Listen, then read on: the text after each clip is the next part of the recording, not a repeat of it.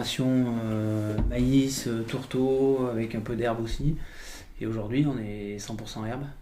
On faisait l'ensilage de maïs, on faisait l'ensilage d'herbe.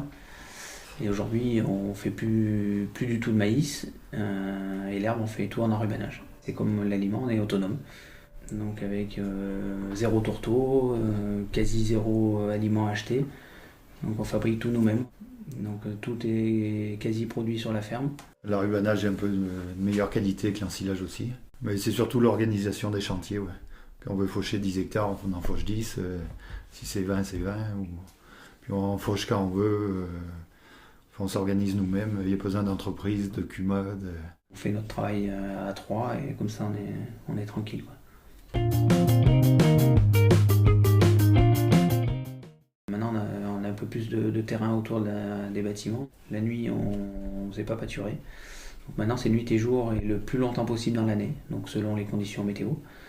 Mais vraiment le plus possible. Ouais. Alors le métail grain, dedans il y a de l'épeautre, du blé, du triticale, de l'orge, de l'avoine, du pois, de la févrole. Et le métail fourrage, il y a du triticale, de l'avoine, du pois et de la vesse. On avait commencé avec 2 hectares pour essayer. On a écouté un peu parler, un peu à droite à gauche, donc on a dit on va essayer. Aujourd'hui on en a 40 hectares. L'essai était plutôt concluant.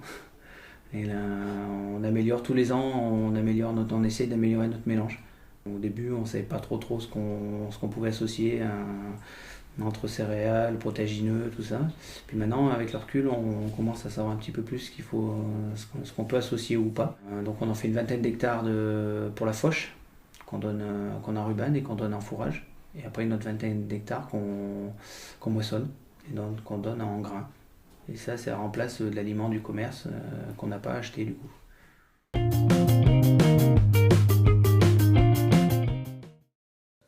On utilise encore un petit peu, mais très peu, et le moins possible. Et à terme, on espère bien arriver à 0. Là aujourd'hui, on a 2 kg par vache et par jour.